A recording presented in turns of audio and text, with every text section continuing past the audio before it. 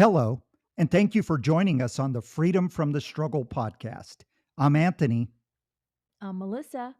and we are so glad that you're here because we have some very special guests tonight on this podcast. They're going to tell us a story that I wasn't aware of, but during our conversations off air, it's something that's very intriguing and definitely something that is going to cover more than just our topic tonight. It's going to take us into the depths of professional wrestling. Now, let's talk about how we go from a paranormal deliverance ministry podcast to WWE. Well, that's because we have some very special guests tonight that I'm going to introduce to you in just a second. Before we do that, I just want to remind you of a couple things going on with the podcast. Number one, don't forget that we are on all the social medias. You could find us at Freedom from the Struggle Podcast on Facebook, Instagram, Twitter. We also have a Patreon campaign that you could find at patreon.com/freedom from the struggle. You can look at the two different levels there. There is a free 7-day trial if you want to go back and listen to the old cataloged bonus episodes and see if that's something you want to continue with. So make sure you do that 7-day free bonus before you go ahead and sign up, just to make sure you know what you're getting into.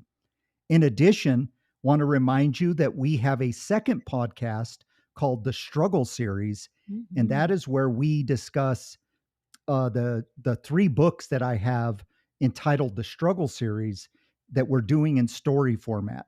So each week we introduced a new chapter, which is a new episode. So you can find that on the same places that you find this podcast by just going to the Struggle Series and then looking for chapter 1 of the first book, The Struggle. I would start there and just keep moving forward.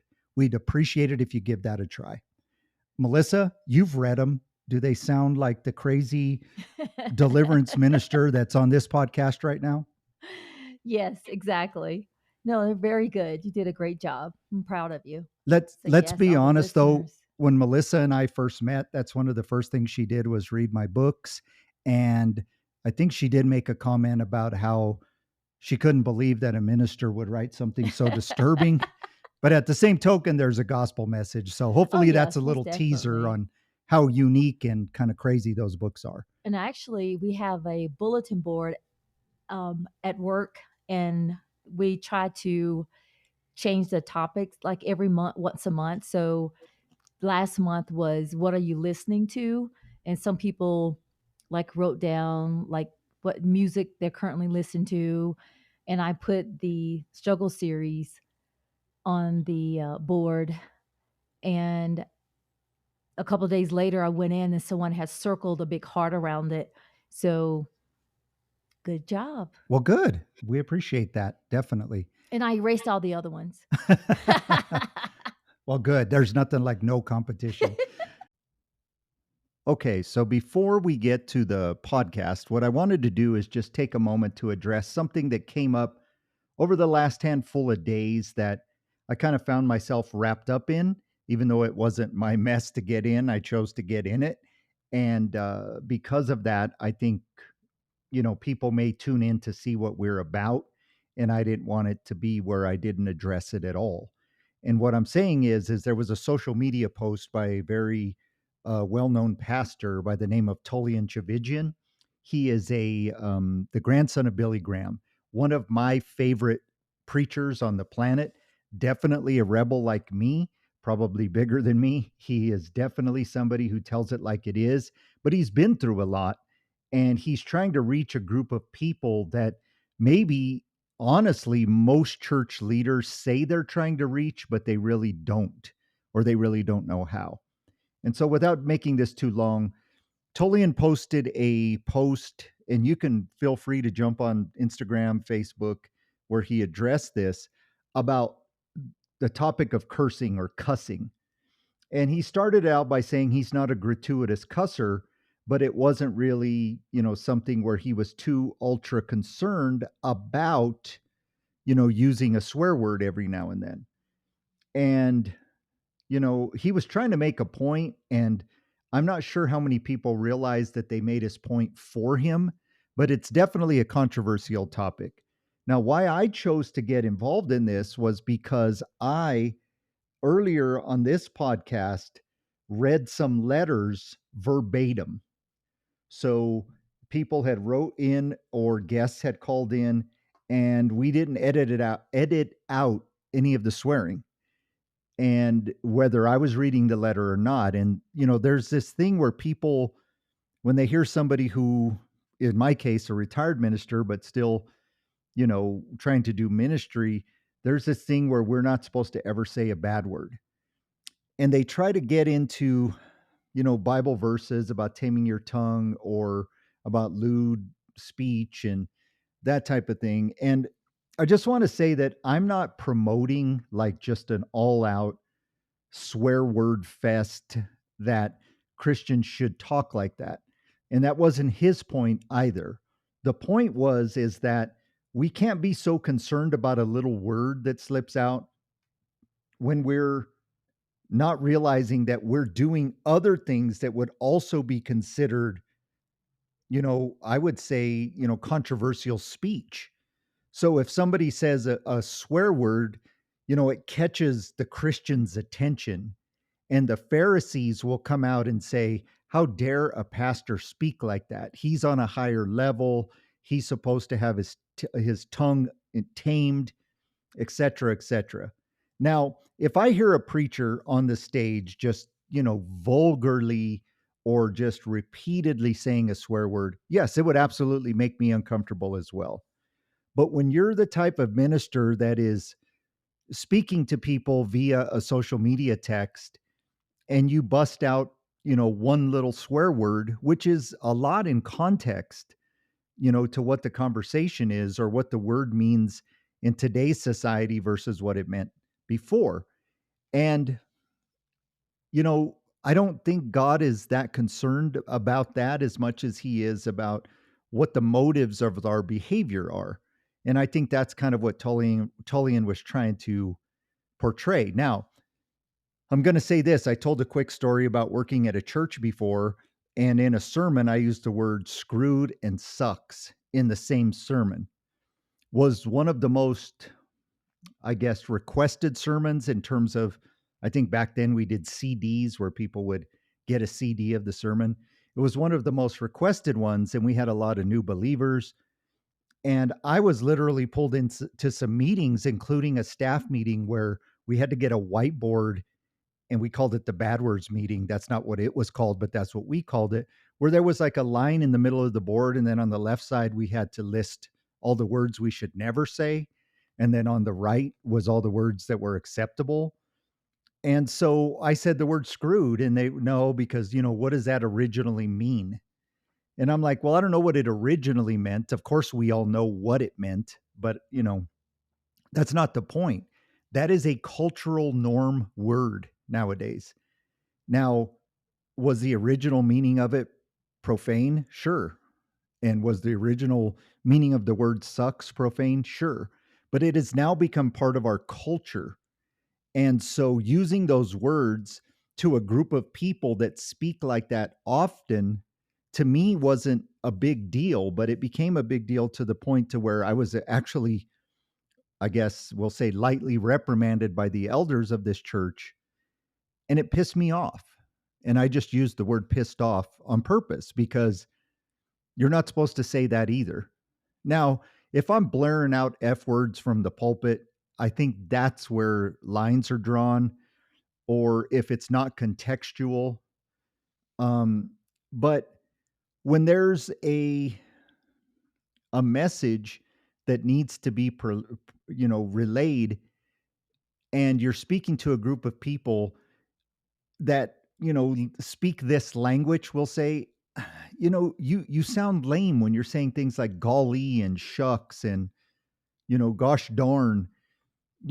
I'm not advocating for people to take the Lord's name in vain, but what I am saying is that we have to be able to understand what the culture is, and then balance between what vulgarity is.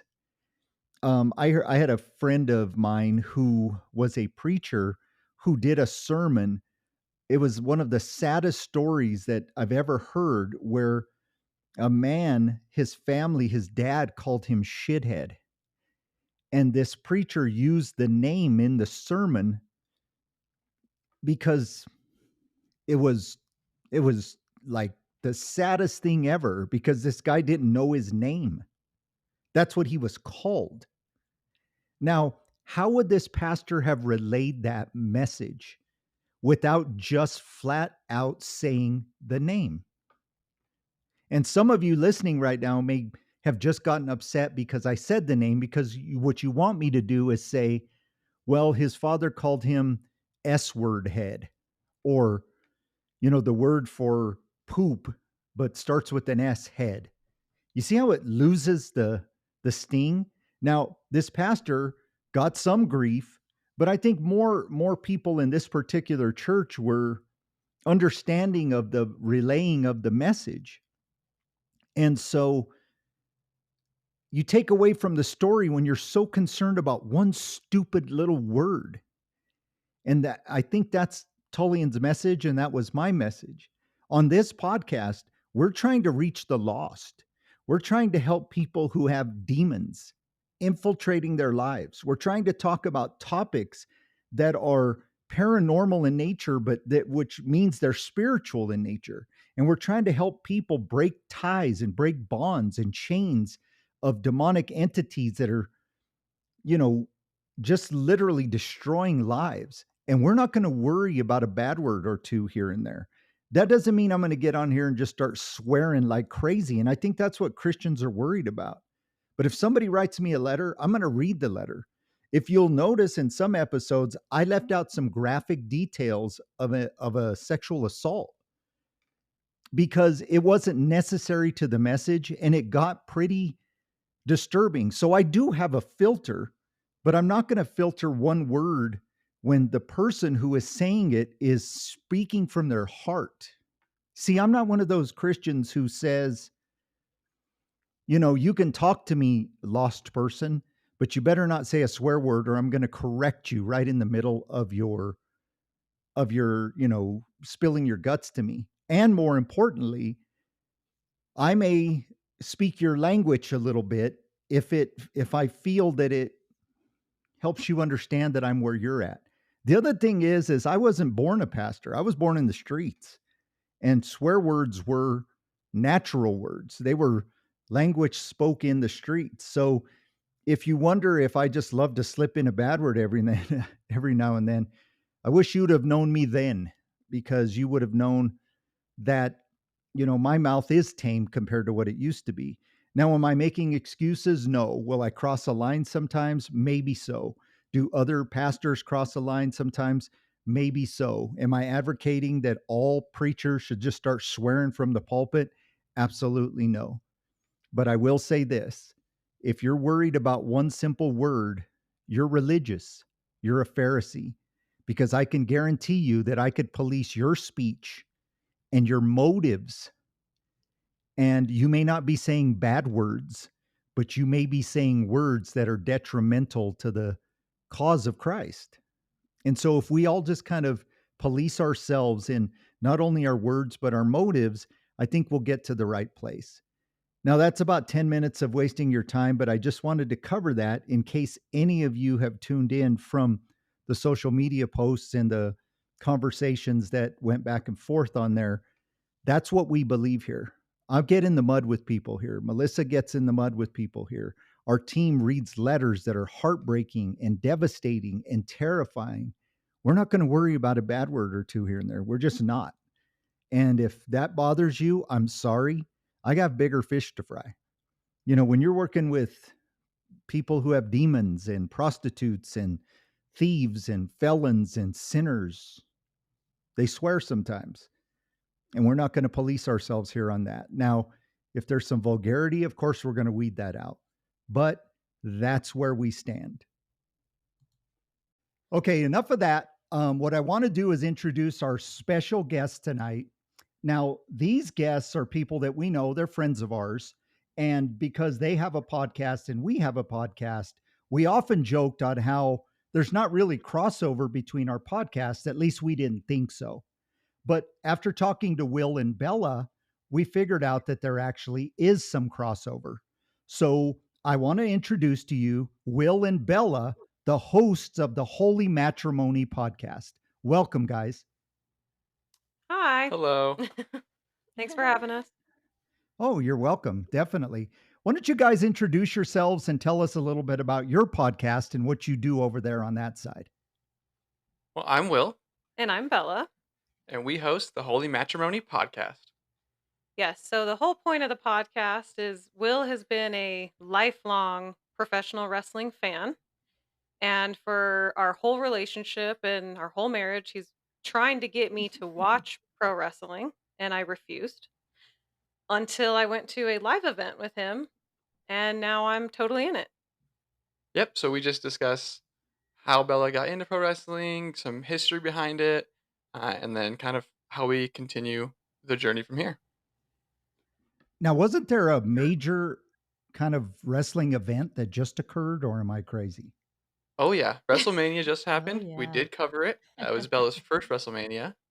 Yes, it was huge. It was a big show. We also just had the WWE draft. So we'll be talking about that soon. So there's a lot of big events right now. Now, for those of you who do not know, Melissa and I are, I would say, considerably older than these two, but I remember WrestleMania from 30, 35 years ago, maybe. Mhm. And I tried to watch some of it the other day just because of their podcast. And there's still a lot the same, but it's definitely a lot different, including a draft. Can you explain what that I even know, means? right? I didn't know they did drafts, but that makes Yeah, I sense. mean, I trying to mean, make it professional. definitely more in the Mhm. sports world. They do draft where they have two different shows, and they pick which wrestlers they want on each show, make it a big kind of spectacular event out of it. Well, and this year there's actually 3 shows. So they incorporated all 3. And so, yeah, to keep it exciting and not so stale, they will switch up the rosters so we could have different shows, different storylines, and different feuds. Great. I am going to kind of keep my eye on that because I did love it when I was younger. And I think I got too old and too kind of I think distracted we with grew up when life. Hulk Hogan was Yeah. big in Yeah. that whole We're Hulk generation. Hogan generation. My favorite, my favorite of all time, and maybe this will make Will happy or maybe it won't because I don't know who his heroes are, but mine was the Ultimate Warrior. I think Oh he yeah. was my Oh, all-time yeah, I favorite. remember him. Oh yeah. Remember the midgets they used to have, or they used to be about at least like 4'11"? Yeah, I don't I think like my vague memories of that, but there was like the Iron Sheik She and Hulk uh-huh, Hogan uh-huh. and Andre the Giant. Yes. But it was very entertaining. And so I've kind of tried to catch it a little bit more. And Mhm. so it is interesting and it's fun. Now, in order to kind of tie this all Ooh, in, and The because Rock. we know each other well, listeners, so we can sit here and talk and gossip all the time. But let's jump to the point. Everyone who comes on the show usually tells us a personal story, a paranormal story, or something that's happened to them in their lives. My question to you two is, are there any paranormal stories that you have from your personal life that you would share with us? Would you like to go first or would you like me? Why don't you go ahead and go first? Yes, I mean, I feel like throughout my life, I've definitely had some experiences, whether I believe I saw like apparitions, some uncomfortable houses I've lived in, things like that. But I do think one of the most prominent stories that I have that really got me on spirituality, but also listening to your podcast gave me more insight on what was going on at that time. Was a point in time where we lived with roommates. We've had roommates in the past, especially when you're young, you need help with money. Sure. And so we had a roommate, and this person asked us if one of their friends could move in as well because we had an extra room and they would pay. So we agreed. And pretty much right off the bat, something shifted. This was a person that we kind of knew before and we didn't have a problem. But the moment they came into the house, a lot of things changed. And I felt like, first and foremost, there was things in the house that we never had a problem with. We lived in this house. It was an older house, but I never remembered, hearing strange sounds, having experiences. But when this person moved in, all of a sudden I would hear noises. So, like somebody was walking around when I was the only one home. Um, there would be, the weird, like cold areas, that real Mhm. uncomfortable feeling you get, like somebody's watching you or somebody's with you. And Absolutely. yeah, and just like a heaviness. Also, that was a time when I struggled because I was doing well in my career. I had friends, I was always like happy go lucky, and then for some reason when this person moved in, all of a sudden my moods changed. I found myself getting very agitated. Um, just all of a sudden work wasn't hitting me well, everything was affecting me. I was super irritable. Anybody knows in the house, like there was just this real negative energy on me. And I just didn't understand why. I just figured it was something with life. But living with this person more and more and realizing that this person, for some reason, had something against me specifically. And then when they moved out, the instant lift that was felt. All of a sudden, I didn't hear noises anymore. My mood, I got up out of my depression. Just Mhm. everything shifted. And then I didn't really understand why or what was going on. But I definitely think listening to you more and doing a lot more research, I definitely think there was something with their presence. I don't know if it was like spoken stuff that they told me or, they did to me, or if it was just they had a presence with them and it started affecting me. Absolutely. And I honestly think, Bella, that we don't realize because we get so caught up in the day-to-days, and maybe even more importantly, the church, the modern church, doesn't talk a lot about spiritual warfare and how people have the ability to put energies out there in the world to affect us. And, as we talk about curses tonight, I think you're going to probably maybe even find some more answers to what you're talking about. So I don't want to jump the gun. But definitely people who wish bad on you, even if it's never spoken, are technically putting a spoken curse on you. So we'll cover more of that. Yeah, definitely. Like I said, because it was even stuff with like my job that went downhill really fast. My home life, a lot of my relationships kind of fell to the wayside. And it's something so powerful, but you don't realize until you really learn about spiritual warfare. Absolutely. Mhm. I agree. What other paranormal stories do you have? Yeah, I mean, so speaking for myself, I generally didn't think I had a lot of paranormal experiences. I mean, there was, a few times where maybe thought I saw something or heard my name called, but after listening to your podcast and really hearing more about like familial demons and familial like curses and that sort of thing, that's something that really I think affected me. Kind of looking back at my life and my family life, um, I- I've historically always struggled with certain things, like with judgment being probably one of the biggest things. And looking back, that's something that from my parents' side, like my mother and her family have always struggled with the same thing of being very judgmental and being very, um, I guess I don't want to say depressed, but very Bitter. bitter is a great word for it. Yes, and it tracing it back, it really has kind of gone back to generations. And I think as a kid and not understanding stuff, I always kind of put it as just like that's just the way they are. That's just the way the family is. But looking more into it and like the feeling that you get when you're around them, and I definitely would consider it more of something spiritual, something attached to them that I think has gone down through the generations.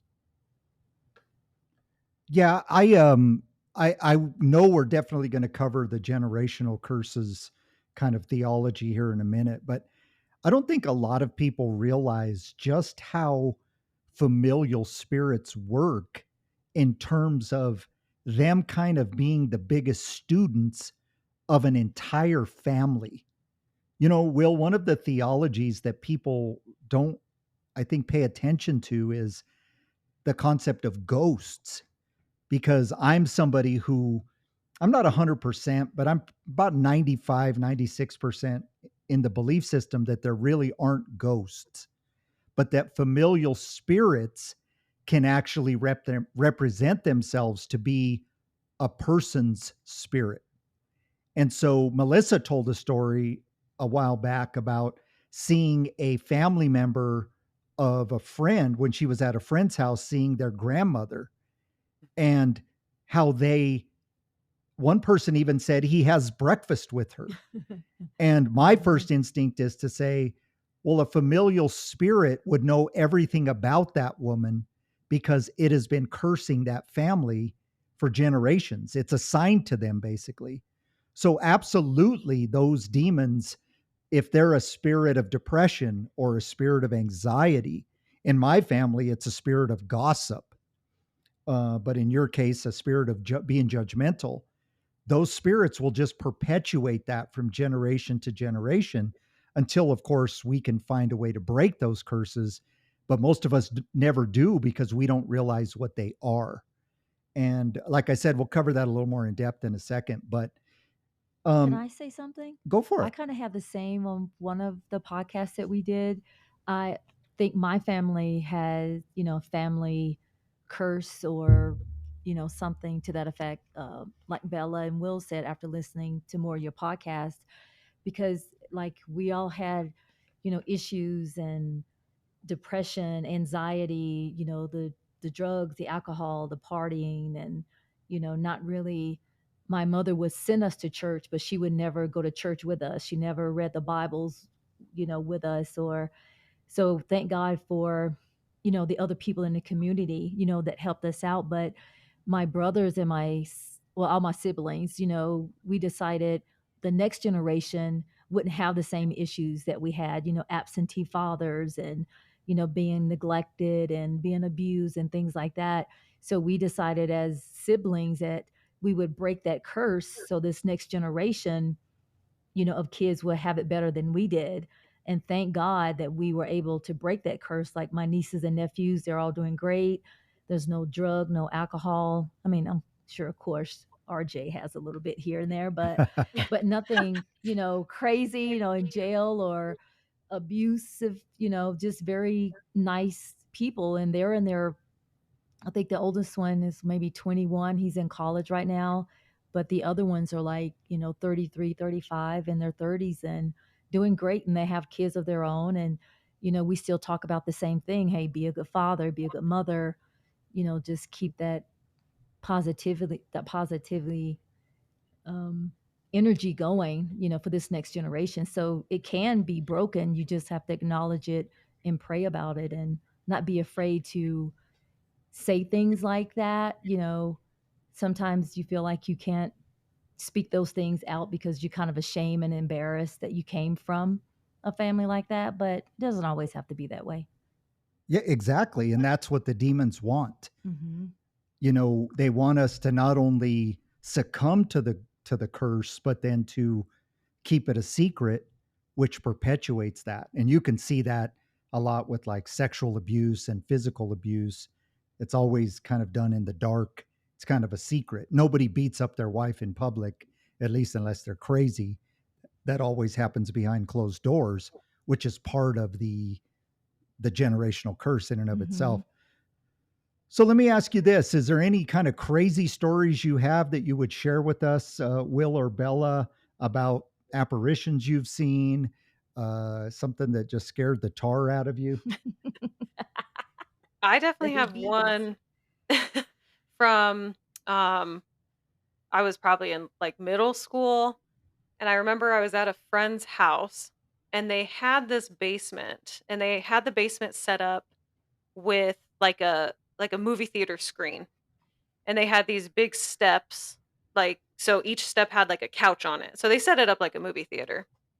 And Sure. we would always go down there and we would watch movies. And so there was one day I was out there at night and their house was already creepy because it was kind of like in the woods and alone. And they had a lot of Mm-hmm. windows and so with no curtains. So you just stare out into the darkness. Exactly. Uh and in the basement, so when you were sitting on the couches looking at the screen, instead of like a wall being on the steps, you could like see there was like a cutout in the wall so you could see to the wall like to your left. And they had it was like built-in like china cabinets, or I don't know how to explain it, but it was like built-in cabinets, so they had glass. And behind the steps, obviously there was a wall, but if you went around and behind, they had a back door. So that door led into like from it's like the basement. And I remember one day I was down there with him at night, so it's already creepy because it's super dark. And we were watching a movie, and for some reason, it's like that feeling of I need a look, if you know what I mean. Oh, yeah. Mhm.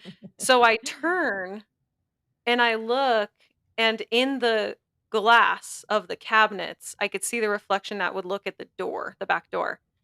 And there was a man standing there. And so Whoa. immediately I like freaked out. But before I could, well, first of all, you like just stop. You don't scream, you don't say anything. You But freeze. Uh-huh. yeah, before I freaked out, was like, "Oh my gosh, somebody's in here." My mind was able to click really fast. This man was in like Civil War period clothes. Like he wasn't dressed like a man would be dressed when I was in middle school, you know? Absolutely. Mhm. And so I kind of like didn't say anything. I freaked out. I probably let like 5 minutes go by. And I looked at my friend and I was like, "Hey, I don't know if you saw that, but there was like a man standing there." And she was like, "No, but I've seen him before." Mm. Wow. And yeah, because her room was in that basement, so she was terrified of it. And I was like, "Well, yeah, that's why you're terrified, because there's just a Civil War looking dude that stands at the back door and stares at you." So that was probably my scariest, like, Oh my gosh. because it was Well, a full apparition. That's an only time I've ever seen like a full apparition. well, and that's terrifying because the environment was already terrifying as it was. It's like one of those things to where I hope I don't see anything, and you don't, but it's still scary. But when you actually do, that's where it goes to terrifying. Oh, exactly. And I'd been down there many times, and it was always eerie down there, but that was the first time at night, and I don't think I ever went down there at night again because I was I don't terrified. blame you. Mhm. Yeah, definitely don't blame you on that one for sure. Any other stories before we jump to this big WWE kind of craziness that we're going to discuss tonight? No, I don't think so. I don't really have any stories, so Well, Will, I will tell you that's great because these are not the yeah. stories that you want for sure. We all think we want them until we have them, right, Bella? Exactly. So, what I'm going to do is have Will tell this story. And I do happen to remember just the very basics of this story from, it's been several years now. But I don't really know a whole lot about it. Now, I did kind of look it up just a tad, but there is no better person to get the information from than Will.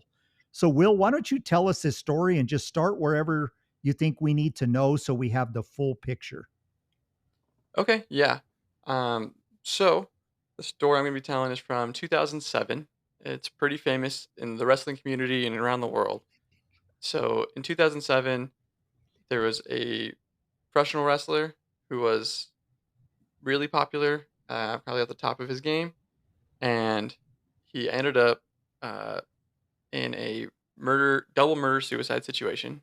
So if anybody doesn't know, that's his name is Chris Benoit.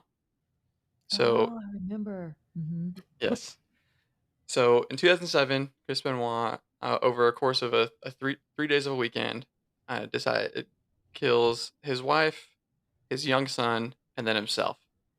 And it's very tragic in the entire wrestling community, the wrestling world.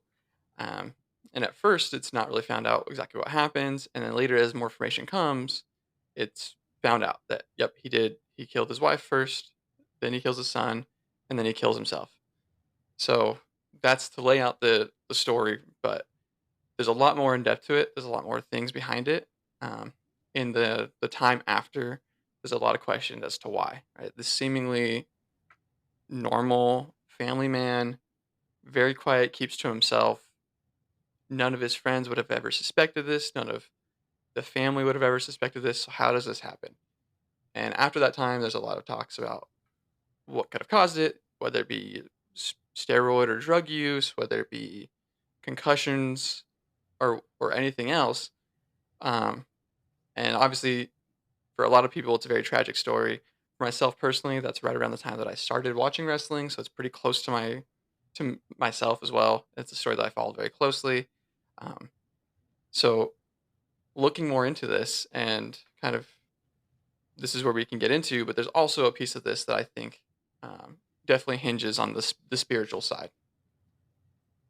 Well, and that's definitely what I wanna know, because I did hear of this murder suicide, and, it's one of those things where you kind of freak out about it for a couple of days, and then it just kind of escapes your mind. You hear a little bit about it later in the news, but this part Will's gonna tell, I didn't know this part. So why don't you get into that spiritual side of it, Will? Yeah. So again, I think there's two pieces to this really. So the first piece I'm going to get to is stuff I hear about her. You hear a lot online about rumors and stuff. So Chris Benoit was married to his wife Nancy, who was also in the professional wrestling industry. And years before, she had been married to another wrestler by the name of Kevin Sullivan. So Kevin Sullivan was from very popular in like the southern United States wrestling, and he played this satanic type cult leader character. And especially this was back in the 90s, the early 90s, uh, especially in the South, it was taken very seriously. So a lot of people kind of assumed that this person who's playing the satanic character is actually a satanic worshiper, and their lives kind of intertwined. And So Melissa and some, I would definitely know about the Satanic Panic, Uh-huh. which was right yes, about Sacramento. that late 80s, early 90s. So that was definitely in the country's mind, Mm-hmm. but especially in the South. oh yeah. So in sometime in the mid 90s, some drama happens. There's some allegations of abuse on Kevin Sullivan's part, and Chris Benoit is there to help Nancy leave Kevin Sullivan. Her and Kevin get divorced, and she marries Chris Benoit. So cut to about 10 years later, when uh, Chris Benoit and Nancy are living a good life. They have a kid together, and then this tragedy happens. So there's a lot of wrestling fans, people deep into these conspiracies that think that, here's Nancy's ex-husband who is thought to be a Satanist, a cult leader, even though that was maybe a character he played on TV, maybe not. But could he have had something to do with this? Could he have been at fault? Could he have done something to cause this? Well, especially because he was kind of like a joke. Because the whole storyline they played was, when Kevin was married to Nancy, he goes and he has the feud with Chris Benoit. And part of what was written was that Nancy was going to like start taking Chris Benoit's side. And so the joke is that Kevin Sullivan booked his own divorce because he came up with the storyline and then it actually ends up happening. So there's obviously going to be some animosity from him as well. And that's where I think a lot of this comes from is, here's this guy who dresses satanic. He draws, satanic symbolism on himself. And there's rumors that maybe he actually was into it. And then he loses his wife to somebody. And now he's the joke because he was the reason. Again, didn't know any of that. So um, I actually am somebody who couldn't really find a whole lot about this guy beyond just some news stories. So I'm so glad that we're hearing it kind of from the, I would say, wrestling professionals here. So keep going, Will. Tell us what happened after that. Well, and to your point, there really isn't a lot because a lot of this is kind of just rumors. You just maybe see videos of on YouTube. You know, I don't even think Kevin Sullivan's really actually spoken about it because it's just one of those things that he's not even going to acknowledge because he doesn't feel that it should even be worth acknowledging. And so I think that aspect of it really may just be kind of wrestling gossip and wrestling like rumors. But the piece to me that I find very interesting, and Bella, you could probably speak a little bit more on this because you're also just learning about it, was the person Chris Benoit and what was going on in his life leading up to it, and what may have caused this. Yes. So Eddie Guerrero, who was another big wrestler at the time, he and Chris Benoit were like best friends. Apparently, they were super close. All their friends and family, they say, it was the two of them against everything. And they both had struggled. So Eddie Guerrero had struggled with drugs, unfortunately, and he got clean. And so, of course, Chris Benoit was with him the whole time. Now, the other thing that was nice about this was that Eddie Guerrero turned to God and the Bible. So he was very religious after he was able to get clean. And this is, that was his new like mission in life. So he actually really introduced Chris Benoit to the Bible, and he was really trying to get him to be, a man of God. And unfortunately, Eddie Guerrero passed away. He died of a heart attack. Of course, they don't know exactly what caused it, but they do believe the years of drug use, unfortunately, was probably the cause because he was fairly young. So this destroyed Chris Benoit, and all his friends and family describe just the utter grief that he was in. And it was about a year before. About a year and a half before. Yeah, before the murder suicide. So he was like, they explained this man as somebody who'd never showed emotion. And all of a sudden, he was crying like uncontrollably. He would go to Eddie Guerrero's house and lay on his side of like the bed, like his like family bed, his His like yeah, his his master bedroom bed, and he'd just cry for hours. And um he was never the same after. He even had to get a journal in order to help him a little bit, where he would write letters to Eddie Guerrero explaining his feelings. And I guess these letters were, I mean, more intense than anyone's ever seen. And so he was in these awful like stages of grief that he just couldn't power through. Yeah, and what's interesting about that is, again, Chris Benoit was not religious beforehand, started to get religious because Eddie Guerrero introduced it to him, and then when the murder-suicides happened, by the bodies of his wife and his son, he places Bibles. So, you know, there's a lot of things in the house. There's a Bible in the house that they claim has a suicide note in it. There's some research done on his computer about certain passages of the Bible. So this man who was never religious gets introduced, his best friend dies, he grieves for a year and a half, and then a- all of these religious works start showing up on, when the tragedy happens. That's very interesting, and I'm gonna just say we're gonna put a bookmark there because as I hear the story more, my theories start to kind of develop. But Melissa, being kind of the new person to this story, besides knowing the murder case, what are some of your preliminary thoughts about this whole thing? What pops in your head?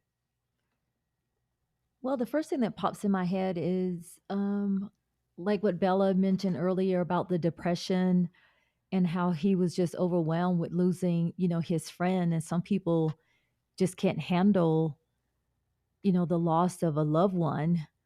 And so it kind of makes me think, did he kind of backslide a little bit from what his friend, after he got, saved and stopped drinking and stopped doing the drugs and living a more clean life? Like, did he backslide and got back into the drugs and alcohol? Or like, did the devil take over him? Or, it's like, hey, I'm back. Knock, knock. Let me see what kind of damage I can do this time around. And just kind of really, with the grief and the depression, is one of those attachments. So he just had it so bad that he wasn't able to pull himself out of it, even like reading, his Bible. Sometimes the devil gets a hold of you, and if you're not strong, he'll take over and destroy. Yeah, I think there's some truth to that, at least in the theory that's brewing in my head. Mm-hmm. What about Will and Bella? What do you all think? Just some maybe be a deliverance minister diagnoser for a second. Tell me what you think. Yeah, I mean, I definitely think that listening to your podcast, I've learned a little bit more about like opening doors, and so I definitely think that that grief opened a door, or probably many doors. And I think that just probably got to him, and he wasn't maybe comfortable with his relationship with God, or understood Mhm. what that was, and he Yeah. wasn't able to break free of that. Doesn't sound like he had really any other support system based on what we've read and seen. Sounds like Eddie Guerrero was his only real solid support system. So when you lose that and you've opened yourself up, I think that these demons just took over. What about you, Bella? Yeah, I mean, I totally agree. I know watching or doing some research, because I watched a few things and I did research on it. A lot of people sit there and say, well, he had a mass amount of steroids in his system. So he might have had like roid rage and then snapped. They also think, because he had pretty severe CTE, they did a study on his brain later. And so those are the biggest theories, which I'm not saying that that doesn't have anything to do with it. But when you look into the way the murders happened, it's hard for me to just buy this as like a roid rage incident, because if you look into what he actually did to his wife and then the fact that he then went to his son later, it doesn't seem like that passionate or like that snapping moment, Mhm. or not fully anyway. And then the fact that he spent 2 days with, unfortunately, not to be gruesome, but their bodies in the house. And he was doing this research and, um, about like resurrection of his son. And, he was able to write these notes. This is a man that had been on steroids for years, and he didn't have these problems until after this huge incident with his friend dying. And then here he is doing something so brutal. Everyone said he was the most loving father. He actually had another son who fortunately wasn't there. So nobody, even his wife's family to this day, will still admit that he was a really good family man, a good husband, a good father. And nobody understands how he did this. So to me, I don't think it's as cut and dry as people think, to be one person and then all of a sudden be a completely different person, and not only take your family's life but your own. I do think there has to be a deeper explanation. Now, this other wrestler, and I forget his name, forgive me, the Satanist, or at least the pretend Satanist, Mhm. there are some rumors that he had actually cursed this gentleman, correct? There are, yeah, I think, and again, I don't know that there's any concrete evidence of anything. I don't know that he's ever really even said anything. This may have just come from people associating, oh, Kevin Sullivan, who played a Satanist, we think he actually is. He must have had something to do with it, because in my research, I couldn't find anything where Kevin has said anything in public about Chris or Nancy. Well, and there's some rumors from people who claim to know him or have been around that they say the Satanism was not just an act. Um, that he might have actually dabbled in it, or at the very least, he was playing with it. I mean, I'm pretty sure I saw a Mhm. picture. He had like a pentagram on his forehead, and Mhm. so he's playing with this idea. And then, like I said, he becomes the joke because he loses his wife to somebody, and obviously he wasn't happy about that. That's not anything that's debated. So, there is this, I think that's kind of the other part where this theory comes from. Like, was it a curse that he put on them because he was upset? Absolutely. Melissa, and I don't mean to take this from serious to humorous, but Melissa and I are very big fans of comedy. And I keep thinking of that comedy special with Dave Chappelle, where he says, if I'm in the park and I'm dressed like a cop and you come running up to me and say, I need help. And you're like, well, I'm not a cop. I'm just wearing the uniform. Remember that? I, Uh-huh. I, and I won't go into the other part that he said, but he's basically talking about how certain women dress a certain way, but then don't want to be looked at. He said it's the equivalent. But what I'm getting at, and please listen to that so you know that I'm not crazy making it up, because it is a very funny sketch. But what I'm saying is if somebody dresses up like a Satanist and then plays the role of a satanic worshiper anyway, and I know we get some listeners, and I'm just going to take a brief little sidetrack here, that get frustrated with me that I don't distinguish between a Satanist and somebody who's a member of the Satanic Church versus an actual Satan worshiper. And again, that's making my point. If you're dressing this way or acting this way, you're basically jumping to the side of that, whatever you're representing. I can't be somebody who says in public that I hate Ford trucks and I only drive a Chevy and promote myself that way. And then you see me and I only drive Fords. You are what you represent at some point. And so I think it's very likely that he at least dabbled or had some influences around him that were guiding him in cursing this man. That would be my humble opinion without knowing any of them. But I think it's a very big likelihood. And this would be something that would be called a spoken curse, where you actually take the time to curse somebody verbally. And I'm going to kind of get a little theological for a second, but I want to kind of like give you a little brief, maybe kind of perspective on what a curse is. And if you are interested in this topic, we just happen to have done a story about the Bell Witch curse on last Friday's bonus episode. And I break this down in way bigger detail.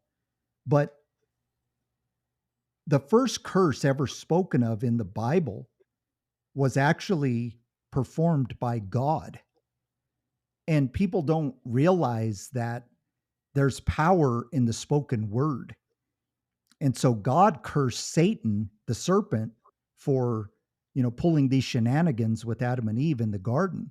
And then he cursed the earth so that when they grew crops, they would have to deal with weeds and thorns and thistles and such. So God, being this person who can speak things into existence, actually introduced us to the concept of a curse. And if you hear like about stories of, like, for example, off the top of my head, Noah cursed his own son, who basically was, making fun of Noah because he got drunk and passed out naked. And his other two sons were modest and humble about it. But his one son was basically a jerk about it. And so Noah cursed him. And if you understand the history of the biblical families and how we are who we are as people, that lineage has been cursed. And so it wasn't just God that spoke curses. It would kind of became something that we understood as a concept. And sometimes when I'm talking to people, they'll say, well, like, how do you know these are real? And I said, well, it's real simple. If I walk up to you and I say, oh my gosh, you look great. I haven't seen you in 5 years. Your hair looks good. Looks like you lost weight. I can't believe how good you look. You're actually speaking what we call a blessing. You're blessing somebody because you're putting positive energy on them. And vice versa.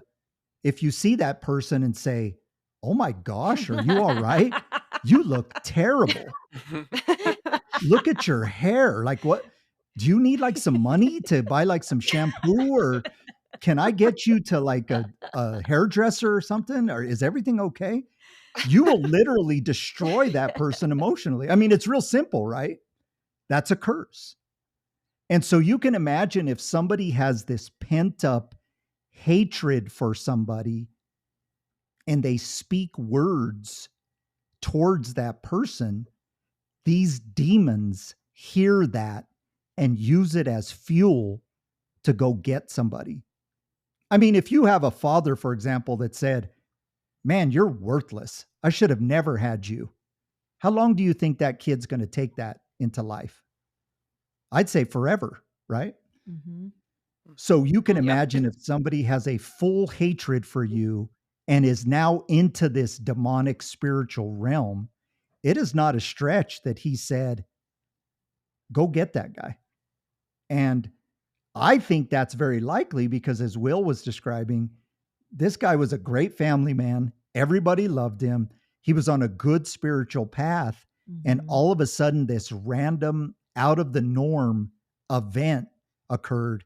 And one of the most heinous things that we can ever even listen to the story of, which is a murder suicide where a child is involved.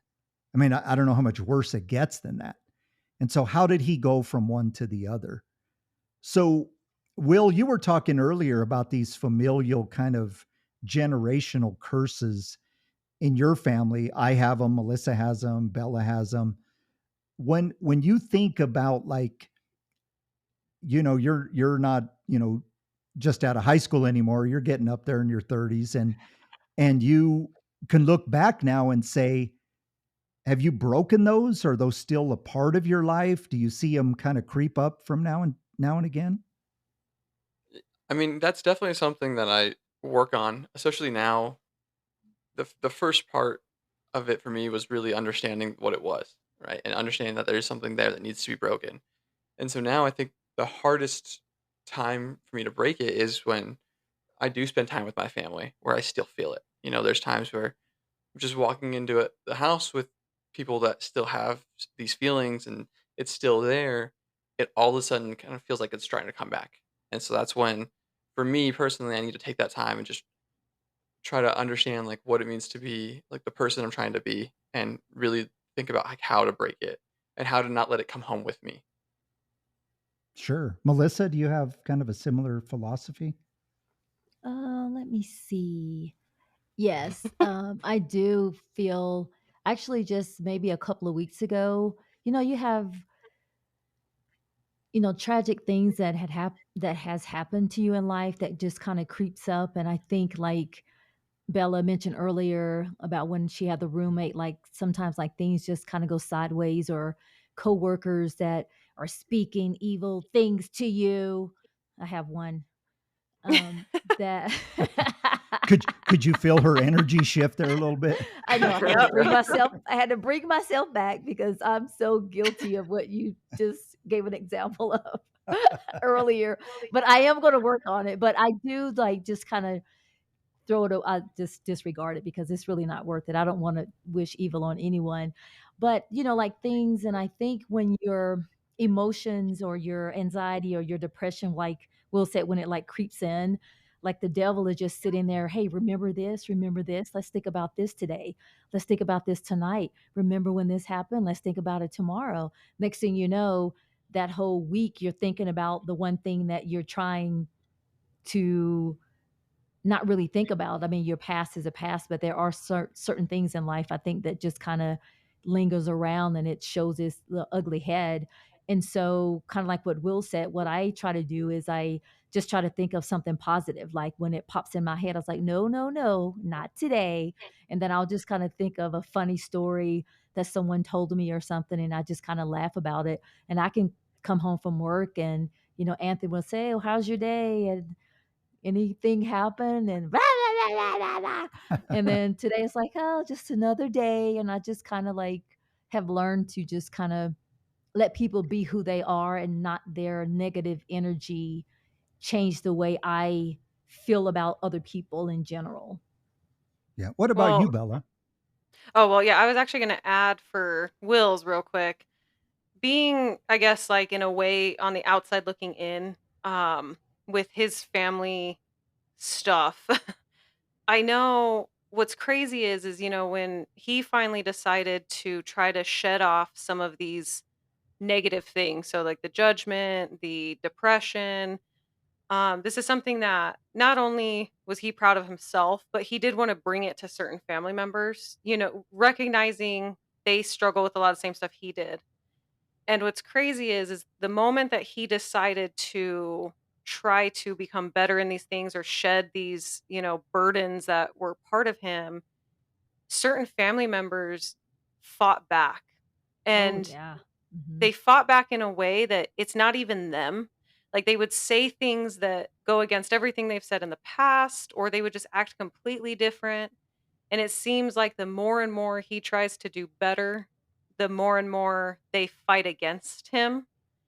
And it's just this crazy thing to watch because it's he gets attacked as if, he said, "Hey, I'm going to, cut up your puppy." But, all he's saying is, "You know what? Like, I've just been really happy lately. And that triggers these people. And that's a really wild thing to see. Well, it's, in my opinion, demonic attachments. And I'm nowhere saying that people are possessed, but it's the demons that are attached to them that get riled up at the statement, I'm happy, because they're trying hard for you to not be happy, if that makes sense. Yes. Oh, for sure. Now, I'm gonna kind of run with this story a little bit because, I'm always kind of on working on three levels here. We get a lot of letters, just kind of little random things like, what do you think about murder? Or what do you think about, this or that? And I think it's been, a handful of weeks, but I did get a comment to something that I said in a previous podcast about every time you see a suicide, in this case, a murder suicide or some sort of mass shooting or something like that, I made the statement that said, you can rest assured that there's a demon involved. And I can think of the couple of the correspondents because some of them said, amen, I agree with you. And then there was a couple of them that said, you're making everything about demons. People are accountable for their own actions. And I say amen to both of those. But how does a person go from being this new believer following your friend and learning about his faith to becoming somebody who would literally kill the two people or two of the three people that he loves the most? I don't know how you can tell me there's not a demon involved. Now, if he had lived, I would be the advocate to say he has to pay the price for committing those crimes, because the devil made me do it is not an excuse. There's even one of the Conjuring movies was called The Devil Made Me Do It, about a case where somebody was possessed and the court said that's not a good enough excuse. And even Ed and Lorraine Warren were pushing for the man to get off of the crime because of the demon possession. And my response to that is, well, when you welcome the demon into your life, you welcomed all of the consequences to go with it. And how do I know that's true? Because of what Will is saying. Will is making a conscious effort to kind of put those old ways of the family aside. And it is an effort, but it relieves Will of the, of the consequences for these familial demons driving your actions, not committing your actions, but driving you to do what you do. I was kind of humorously thinking to myself, and I said earlier that my family has a massive spirit of gossip. That's our familial demon, or at least, one of them. And I will be talking to a family member about how certain other family members are big gossips, and then all of a sudden catch myself that we're gossiping about them. And it's like because that's what they're doing to us. And so you kind of sit back and go, I'm trained and educated in all of this, and I'm still doing it because that's how crafty these demons are. So I'm going to again make the statement that this man was probably demon possessed. Now, was that a result of this other wrestler putting this curse on him? Maybe so. I think it's also maybe like Melissa said, where he was trying to change his life. And when you try to change your life and become a Christian, I don't know if people realize that's probably when you're going to get hit the hardest. I often quote the Bible, and you can read this in more than one gospel, but I'm going to just quote from the book of Luke, chapter 11, verses 24 through 26. It says, when the unclean spirit is gone out of a person, so again, that person has decided to push these old ways out and become somebody new. It says it passes through waterless places seeking rest. So these demonic spirits that were, infiltrating your life are now roaming around looking for where they should go. It's seeking rest, but it's not going to find any because it's a restless spirit that's cursed to roam the earth. So it says, the demon says to itself, I will return to my house from which I came. And when it comes, it finds the house swept and put in order. So it doesn't say I found the house in chaos still. Mhm. It says I found it swept and put in order. Then it goes and brings 7 other spirits more evil than itself, and they enter and dwell there. And the last state of that person is worse than the first. So if you think about Chris Benoit being somebody who, he was probably a good guy, but he had his demons, the steroids, the fame, whatever it is, and he's trying to clean his life up. And so these demons went and got more demons and came back to see where he was. And what the mistake a lot of us make is we say to ourselves, okay, God, help relieve me from these burdens, these chains, these bonds. And he does. And then we don't do anything to fill that empty space. So our house is swept and put in order, basically saying now there's more room for more spirits. Now, is that the Holy Spirit that you're going to fill that hole with? Or is it going to be whatever other spirits are after you? So like in my little word picture mind of craziness that goes on in my bald head, I picture this demon wrangling up other demons saying, we're going to go back and get this guy because he thinks he wants to be a Christian. Let's show him just how weak he is. And on their way, they find this other demon that was sent by this vengeful, jealous wrestler and say, hey, you want to join this party? You seem more motivated than we are. And they come for a person. And that is why you always hear that same story. And I know Bella and I chatted. Bella is somebody who, like me, loves to hear true crime. We get involved in these stories and you hear, it's always like the same story. They interview the neighbor and the neighbor always says, he was such a nice man. I don't know what happened. Yeah. And the reality of it is we're all two people, right? And I'm going to say that to you Christians that are listening.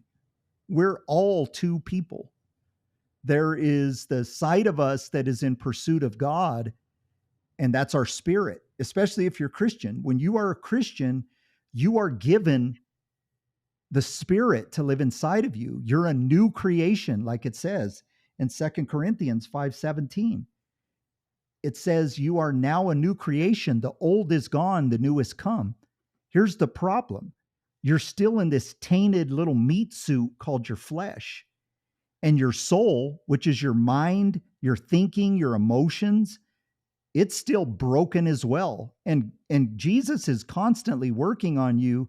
The Holy Spirit is constantly trying to guide you, but you're in this broken vessel. And so although your spirit is good, the rest of you is still leaning to one side. And so these things can influence us greatly. I joked with Melissa this weekend. I'm somebody who can get a little frustrated on the road, wouldn't you say, Melissa? A little bit. And I have a Jesus sticker on the back of my truck. And I literally think that subconsciously I put it there because it stops me from going farther than I want to go when somebody's driving like an idiot. Because if not, you put me in a car road rage situation, I forget I'm a Christian real quick, like real quick. So you can kind of imagine like this perfect storm for Chris Benoit, this enormous grief. And if you hear anything I say today, listeners, demons feed off of negative emotions. No questions asked. I'll fight you in the parking lot for that. We can argue different theologies all day long, but demons feed off of negative emotions. And the two biggest negative emotions, in my opinion, are anger and unforgiveness. Right below that, the second biggest ones are depression and grief. And you get somebody who is struggling with one or more of those, they are wide open to negative spirits. You know, as a minister, I have sat with so many people during kind of, you know, the the the events before a funeral, I'll say, and just sitting with people in their grief. And undoubtedly they're going to question God, right? Especially if it's like Mhm. a child or a young mother who died. Who wouldn't say, God, why did you let this happen? And as a human, you can't blame these people. And as a minister, you can't scold them and tell them to stop. But you're also aware that that person needs prayer because they're opening themselves up, almost like a beacon in the dark, for the spirits to come and start feeding them in their ear. Your God doesn't love you. Is there even really a God? If there was a God, why would he let bad things happen to good people? You know, and they almost start to sound like the atheists that you run into on the street because they know exactly what to tell you in that moment. And unless you are covered in prayer and have the ability to appropriately express your grief to God, like David Mhm. did, like if you read the Psalms, this guy was pouring his soul out to God, even in the midst of these grievous moments and this, you know, fearful moments. He brought him to God, not to the other spirits. And so I think that this poor guy had the perfect storm. And I say poor guy, meaning no disrespect to the victims of his crime, but it's senseless. It didn't need to be. But could he have gone for help somewhere else? Was it CTE? I think all of it is true. Mhm. I think you get the perfect storm with this guy. And this is where this happened. And what I believe is the demons laughed.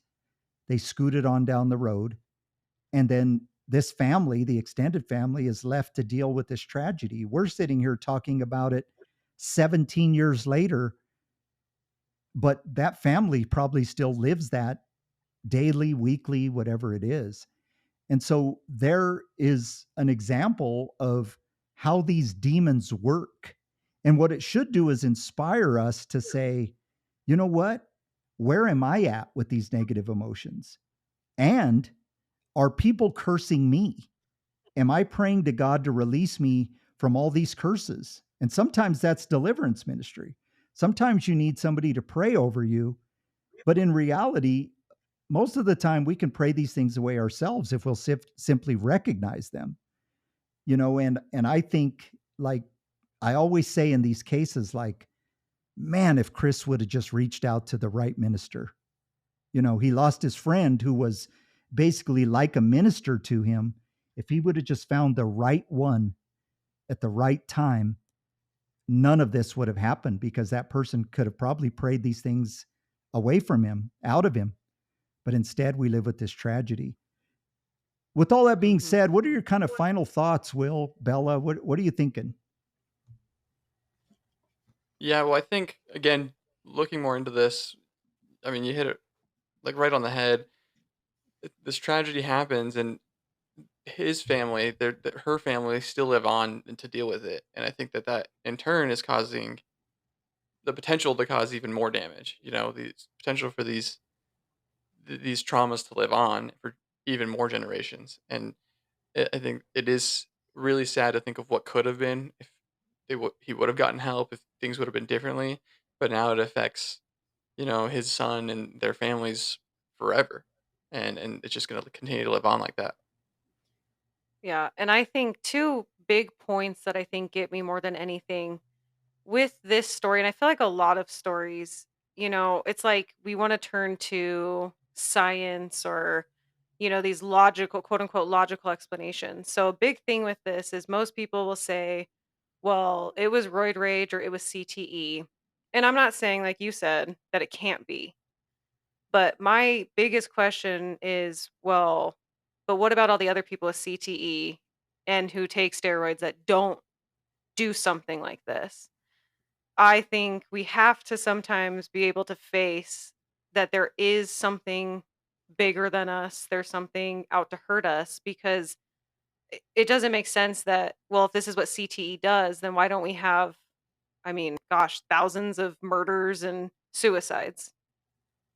Mhm. My other thing that really hit me looking into this was when Chris Benoit did this, he was at a really high point in his career. And everybody, his friends and family, will say that he loved wrestling probably above all, which isn't a good thing either. We should put God above all. But Sure. his greatest love was this wrestling. And not only did he take the lives of these people he loved and he lost his own life, but he lost the thing he loved, right? He lost his legacy. WWE will not mention this man's name because of what happened. He's just wiped from everything. People want him in the Hall of Fame, but they won't put him there because of what he did. But he also almost brought down WWE because of this event. So not only did he destroy his biggest pride, which was his legacy, but he almost destroyed the thing he loved so much. And to me, well, he wouldn't do that. That's something evil because they wanted to take everything from him. Mhm. John 10:10. Their job is to kill, steal, and destroy. It's exactly what happened here, for sure. Melissa, what are your final thoughts? Well, I really don't have many comments on the wrestler, but what you were saying earlier about like we can pray the demons out of us, like ourselves, if we are aware of it. And I will admit that I am working on. I think I told you a couple of weeks ago I was in a parking lot before I was on my way to work before I went into the office.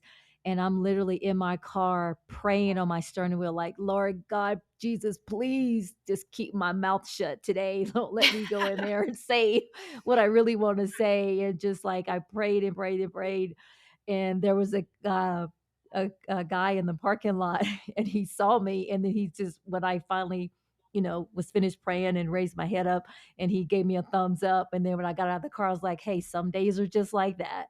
And I went into the office with a different vibe and a different outlook. Like, hey, I'm not going to let these people get me all riled up today. Cause that's what they want. They just pick, pick, pick, pick, and pick. And they know how to get you all worked up. And then they're just sitting back laughing like, see, I got her again. And so I'm learning to just work on that myself. So, and it does help.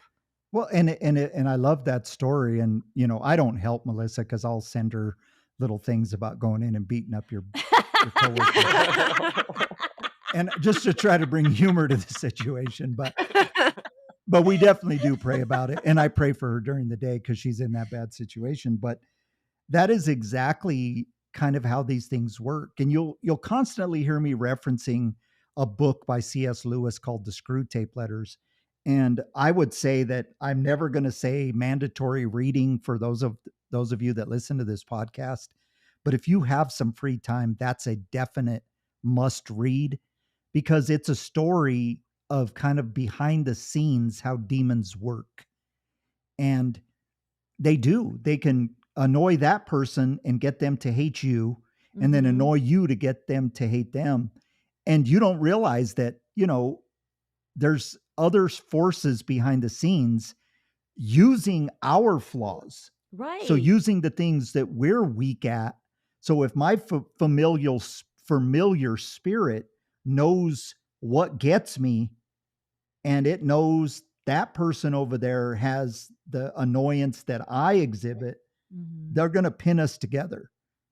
And, think of how many jobs you quit or how many, workplace, kind of rivalries that exist because people don't take the time to say, I'm going to pray so this doesn't get to me. And we take the personalities out of it as best we can, and these things lose steam. So maybe I should stop sending you those videos on how to go in and smack somebody down. There are some funny ones though, but so I want to kind of conclude with this, guys, if you'll let me kind of just go here for a minute. For those of you who are kind of learning about curses, we're going to continue to talk about those for over the next, who knows how many episodes it'll kind of creep in. But let me just kind of give you maybe the 4 curses that you could look at. There's generational curses, which we've talked about a lot tonight. There's acquired curses, and this is where people would put, like maybe haunted items, things you inherited, that you weren't aware of. People would maybe say Annabelle, that doll, is an acquired curse, Robert the doll, just different objects. Yeah, I don't want any antique items Yeah, from Melissa will anywhere. not buy Nope. any No. antiques. Nope. Nope. I want all new stuff. And then there's invoked curses. And, an invoked curse is something that, people have literally invoked on you. This would be like a witchcraft type thing. And, those are the ones that most people think of when they think of a curse. But to go with it in some ways, but definitely separate, the final one is the spoken curse. And so the challenge would be that, as we look at how powerful our words are, and we look at how important it is for us to be talked to in a certain way or respected in a certain way, we also must have the responsibility of, paying that forward as well. As you look at the way you look at somebody, the way you glare at them, the way you kind of purposely kind of demonstrate your animosity. And I'm just as guilty as that as anybody.